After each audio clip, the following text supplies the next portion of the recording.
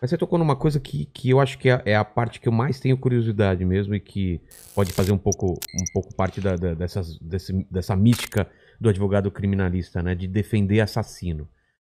No caso de Brumadinho ou de um assassino, como que é a sua cabeça de eu posso estar defendendo um assassino, eu posso estar defendendo um criminoso, o meu papel é só estar lá e não pensar muito sobre isso? Como que como funciona a sua cabeça? Falando você mais de Claro, geral, né? claro. Vilela, é uma construção que se você não faz essa construção, você não consegue trabalhar. Porque, obviamente, eu defendo casos que a acusação é horrível.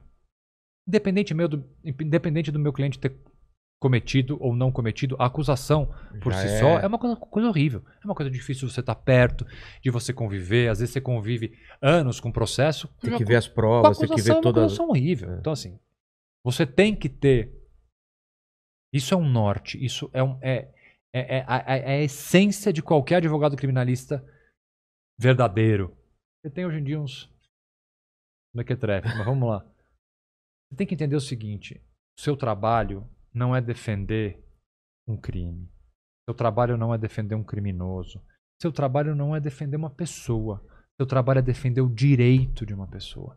Se você não consegue diferenciar a pessoa que você está defendendo e o direito que essa pessoa tem, você não consegue, porque essa pessoa muitas vezes pode te causar repulsa. Entendi. Porque ela pode ser de fato culpada e o crime é grave. Então você tem que deslocar o teu trabalho da pessoa e você tem que pensar no direito. Por quê? Porque o direito é um só. Todo mundo tem O direito é um de só. O direito é um só. defender. O direito que eu tenho de arrolar testemunhas, de ser ouvido, de apresentar recursos, é o mesmo direito que você tem, quem está nos ouvindo tem, e que um bandido culpado tem. O direito é um só. A gente não consegue fazer um código de processo penal para o inocente e um código de processo penal para o culpado. A lei é uma só. Não tem uma constituição para o bonzinho e uma constituição para o mal. É uma só. Então, a partir do momento que o advogado criminalista entende que ele está trabalhando na defesa de direitos e não na defesa de pessoas, e muito menos na defesa de crimes, eu não tenho esse dilema. Então, não me importa. A bem da verdade, não me importa o caso. Não me importa se ele é culpado ou se é inocente, porque eu não estou defendendo. O que você vai fazer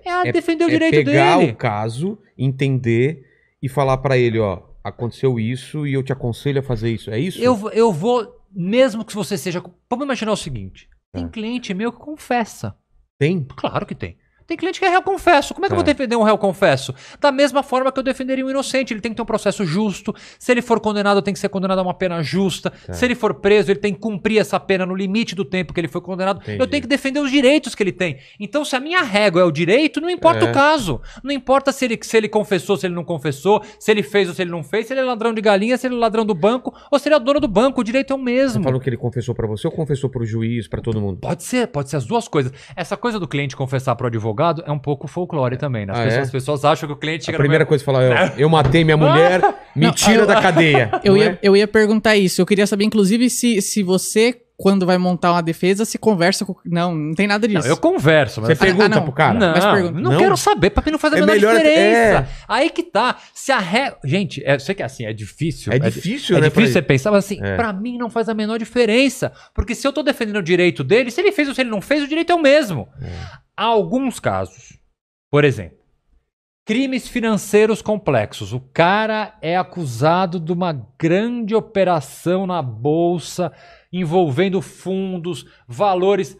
Pô, é uma coisa difícil de entender. Nesses casos, por exemplo, se o cara abrir pra mim e falar, olha, o que eu fiz foi mais ou menos isso, eu peguei ou uma eu não brecha fiz isso, pode ser que ajude, obviamente, na construção da minha defesa. Entendi. Porque, na verdade, eu defendo o cara do que está escrito num papel, que é o processo dele.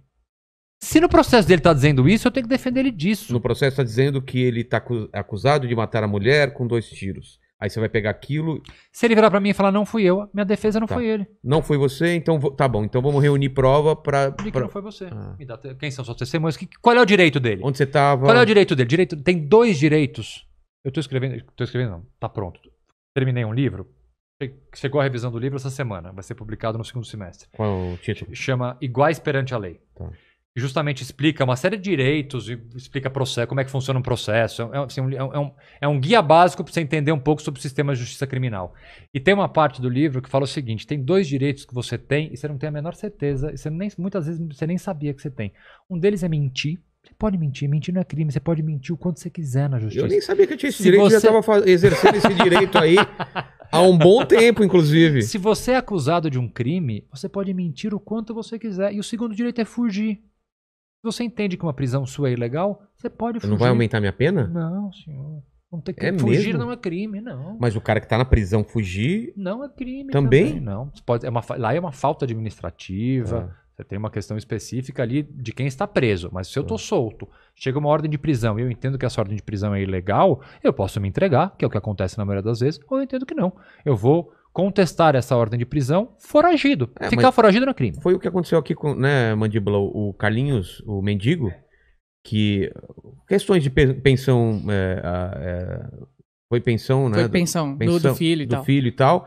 E ele tava com hora de prisão e ele se escondeu porque ele não achava justo até se defender. Isso acontece. Então, assim, é isso que eu tô falando. Alguns direitos. Chega a pessoa e então, eu tô sendo acusado de matar tal pessoa com 2 tiros. Qual é o direito que você tem? Primeiro, falar que não foi você. E se foi você? Não interessa, o seu direito é mentir.